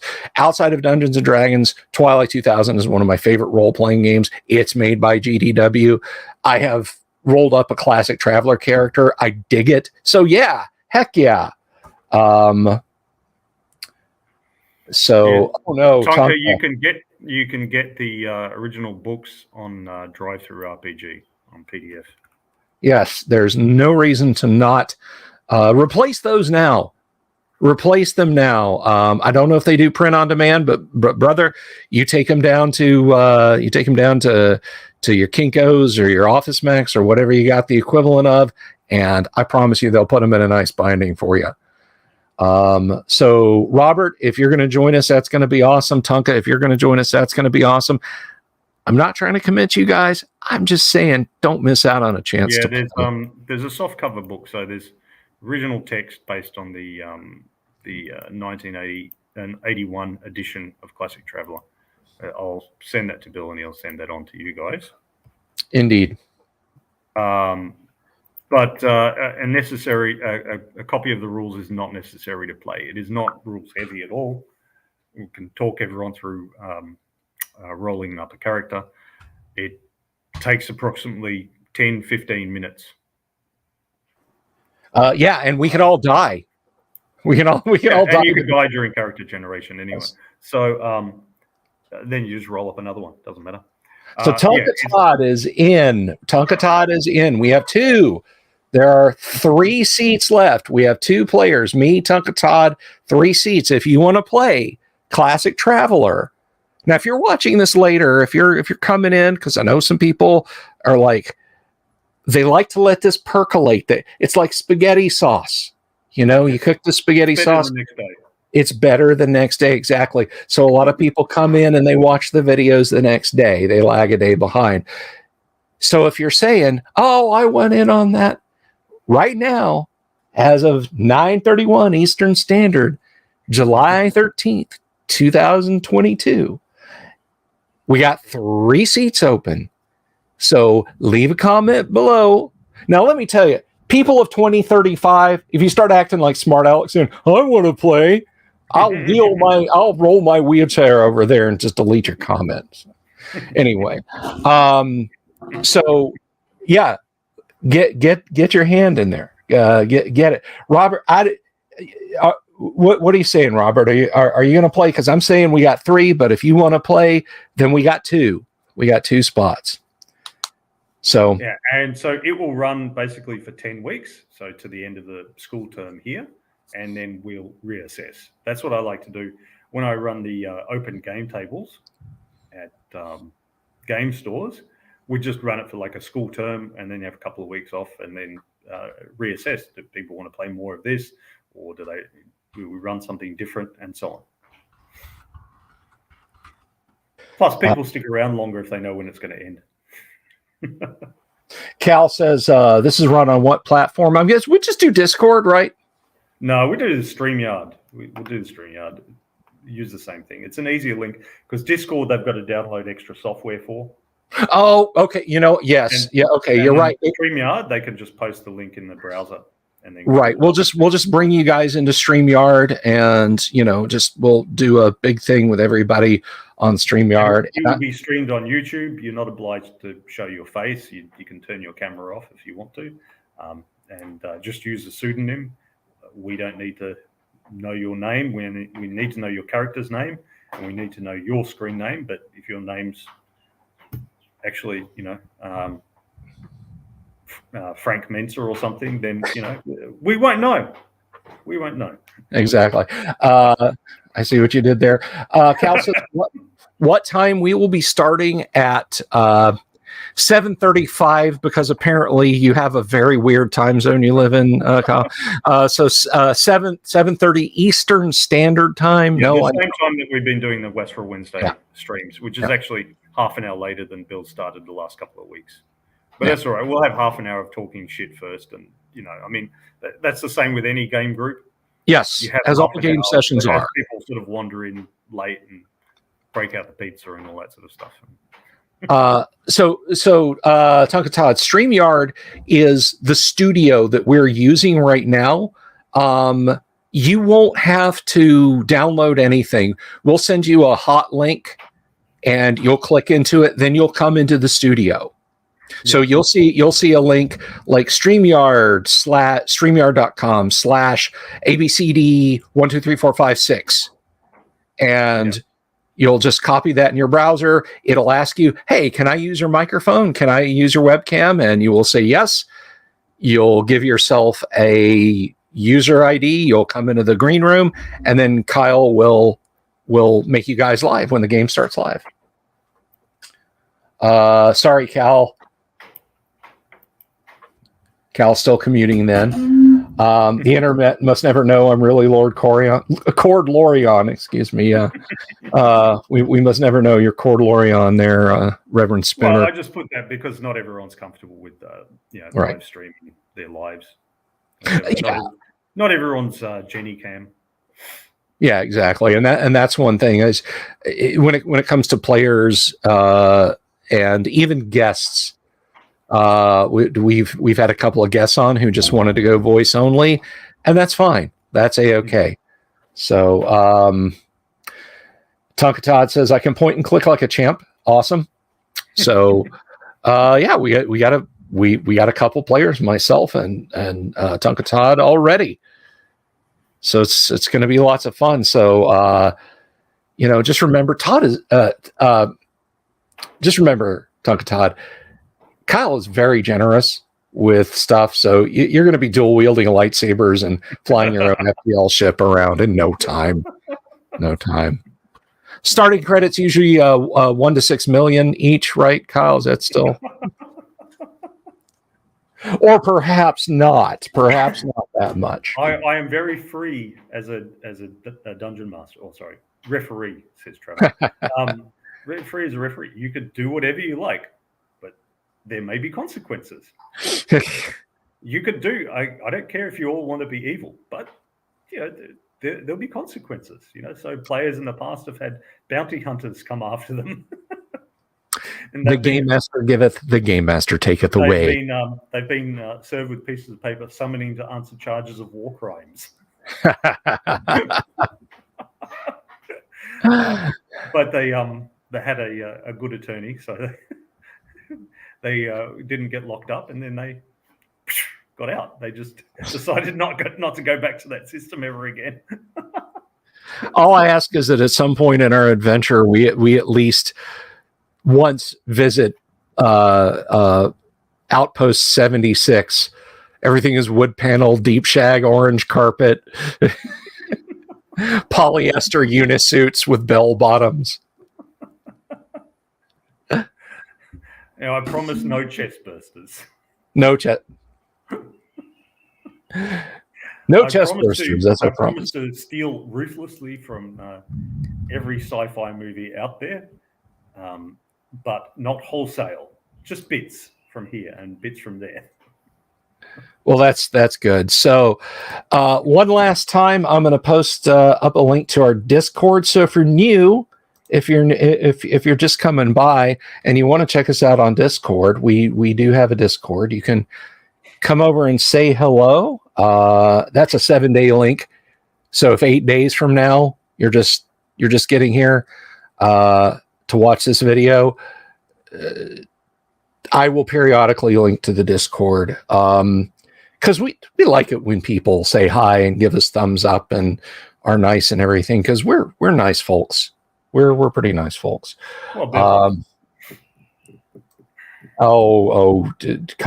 a softie. Don't let him scare you. So, but I like to say that you can't really startle Kyle because, what can you do to a man who's had mortar rounds shot at him, right? But I do. It was a rough bar. What can I say? It was a rough bar. Yeah, that's Adelaide for you, right? Let me just take a minute and thank Joshua Garlock, Lord Corion, Ricky Maru, Mobius, Kevin Reynolds, Doomsword Deathmaster, Mark Simpson, Damien247, James F. Keck, William Smith, The Dungeon Minister, Manny Wall, Mark Corey, Kevin Wood, Todd Sharp, Carnivore Farmer, Rob Knows I Can't Say It, Achilles, Jeremy Rule, Boganora, Mikey Mank, Sky Hernstrom. I haven't heard from Sky in a while. Got to reach out to him. Pete Sullivan and John David. Thank you for contributing to the show. We appreciate it. If you guys want to, of course, there's the links kind of scrolling across the bottom there. But let me tell you, the biggest and best contribution you can make if you're just coming for the first time, click that subscribe button, click that bell icon for notifications. Give the video a thumbs up if you like it. Give it a thumbs down if you don't like it. But all I ask is that you tell me why you didn't like it so we can continue to make better content for you guys. Thank you to my co-host. Thank you to my audience. Thank you for the super chat there, LC. Appreciated that. You guys have an absolutely fantastic night. And we'll see what we got in store next week. Tomorrow night, we will continue S4. We will continue looking at S4. There's still a lot to go over in S4. And then we're going to talk about the next module after S4. That's right. And the DLC for X4. I'm not kidding. So you guys have a wonderful evening. I have been the Dungeon Delver. You have been a fantastic audience. This has been my fantastic co-host. Peace. Good night, boys and girls.